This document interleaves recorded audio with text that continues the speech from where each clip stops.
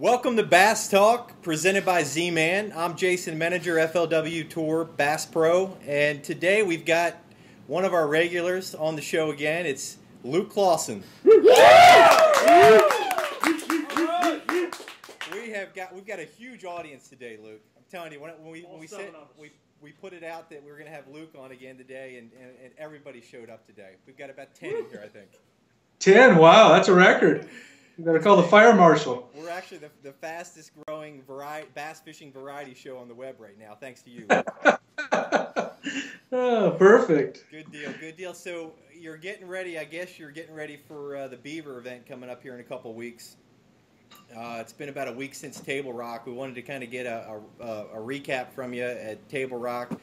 Another probably, you got to check, but I'm sure it was a disappointing finish for you. You finished 48th.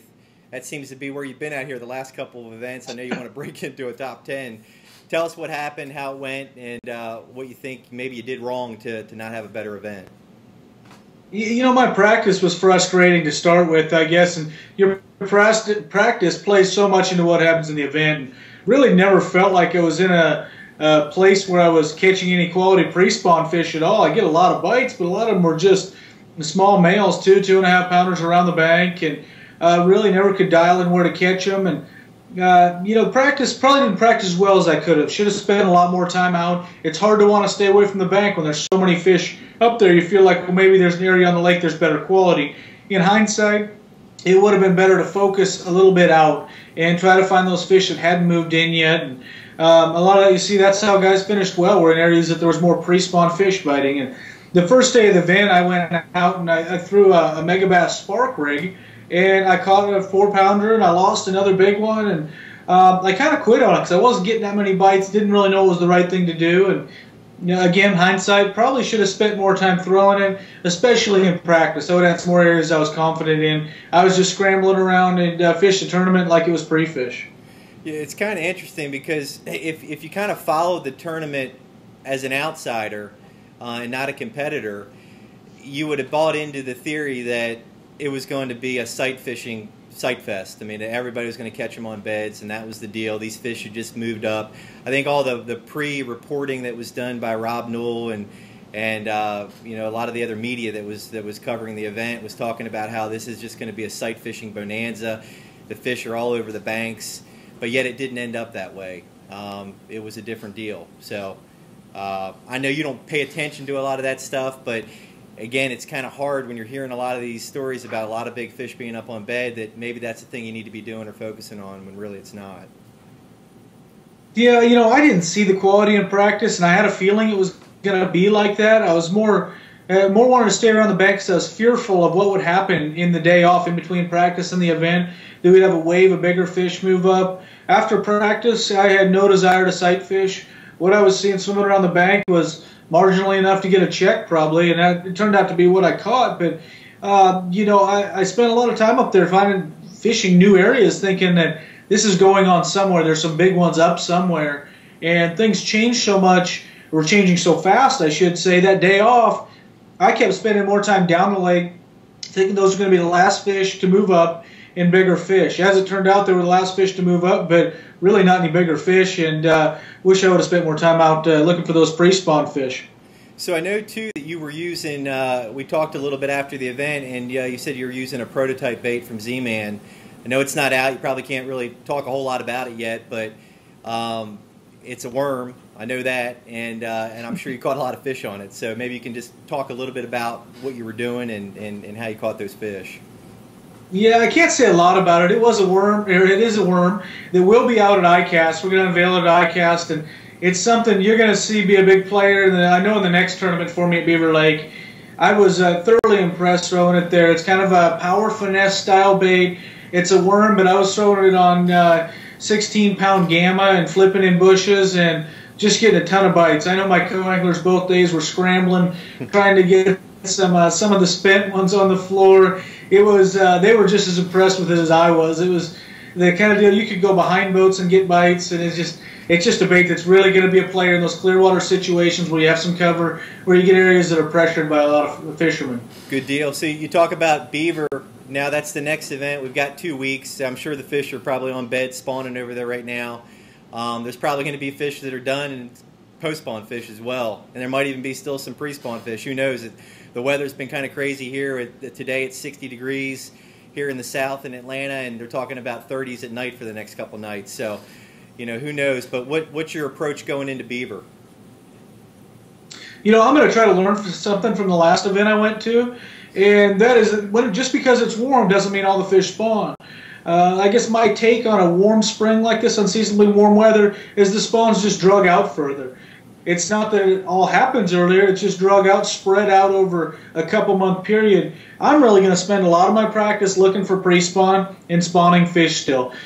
I feel like the post-spawn fish are going to weigh less and be a lot harder to catch than finding the alternative. So I'll still spend a lot of time trying to find those fish, even if it's only 10, 15, 20% that are pre-spawn. Those fish are going to weigh more and be easier to catch than those post-spawn fish. Good deal, good deal. We've got a few questions that have come in from the Z-FanZ on our Facebook site. Nick Counts says, "Hey Luke, what is your take on fluorocarbon lines? He finds them brittle, weak, tough for knot strength, and less abrasion resistant than mono or braid.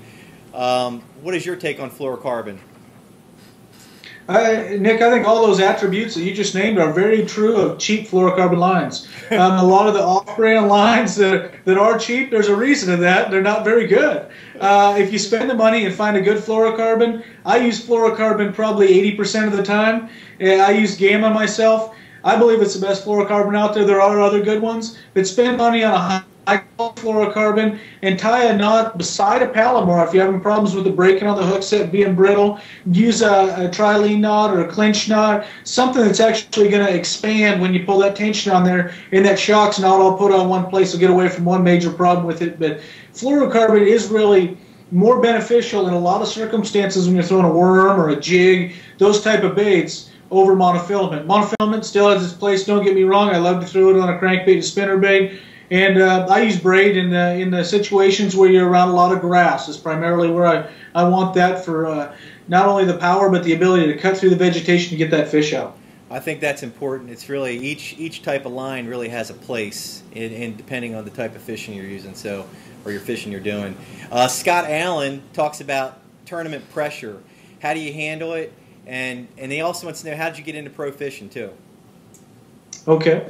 You know, pro fishing is something that kind of escalated from, I guess, my days fishing team tournaments and kept going to the next level fishing pro open tournaments, pro-am tournaments, and kept doing well in those, and was able to qualify for the Classic one year in California, and started fishing bass after that. Bass and FLW both, and now just FLW. But the biggest thing that the biggest idea that people have that's not true about how you become a professional fisherman is not by getting sponsors. Sponsors come after you have success. I was able to continually make money fishing events. I lived very frugally, sleeping in the back of my truck and not spending a lot of money, saving, trying to get to the next event, and kept saving, bankrolling money to pay for those higher dollar entry fees when I got there. I was able to be successful at that level, and it's kind of a lot of hard work that pays off. And I can contest too, Luke, you don't stay in a lot of expensive hotels still now. So I still find if you're looking for a good deal at a hotel, Luke knows where the best deal is. I guarantee it. Just call Luke. So. Hey, what was the other question he'd asked? Yeah, he wanted to know about pressure, just tournament pressure, and I'm not sure if he's referring to the fishing pressure, which we get a lot of in an FLW event where you got more competitors. How do you handle that? How do you handle pressure on a lake when you're going in and fishing it? Yeah, there's two types of pressure. One, the pressure of doing well, and it's harder when you need to make a check to pay your next mortgage bill. For me, the pressure I put on myself, I expect myself to do well, and that's why I work as hard as I do. And it's not the fear of going in there looking like an idiot because you only caught one all day, but rather just at myself that I didn't do a good job of practicing finding those fish and adjusting. And that kind of plays into the second part of that question, the pressure that we see on a lake. With 150 boats practicing for 3 days, you can see a lake change dramatically over that 3 or 4 day period. Not only the weather and all the other elements that go into it, but just the pressure itself really beats a lot of fish off of obvious places. And that's something I've learned, that I don't even practice a lot of obvious stuff till later on in the practice period. If you go fish a main lake point, there's really no point in fishing it the first day a lot of times of practice, because there's going to be 20 boats probably fish it the next 3 days and catch some of those eligible fish to be caught that live on that point. So I'll try to fish more subtle, obscure places and techniques in the beginning of my practice, try to find something that's not going to be as affected, and later on in practice explore some of those more obvious things. That's great advice, Luke. Nick Luna says, if you could choose one Z-Man product for bed fishing, what would it be and what color would you use? I think probably the best bed fishing bait that I've ever used is the Z-Man crawdads. The amount of appendages it has and the fact that it floats creates a tremendous amount of action. And there's really no better bait than a craw for bed fishing. That one itself obviously sets itself apart because it floats, it has a lot of action. More than anything about the bait, that one has a lot of action, works great on fish that you can be caught just fishing for them, just shaking it through the bed. But learning how to use the bait is as important as anything. See how that fish is reacting, making different movements, and placing your bait in different areas on the bed till you can understand what that fish is doing. That's just spending a lot of time bed fishing. Now, color is kind of interesting because are you trying to use a bait that you can see personally, or is it something that you think the fish is going to pay more attention to, a more natural color versus a brighter color? What's your theory or your when it comes to color with bed fishing? My theory is that color is not tremendously important. I like natural tones for one bait. A lot of times I'll have a couple rods, but the biggest thing is changing baits.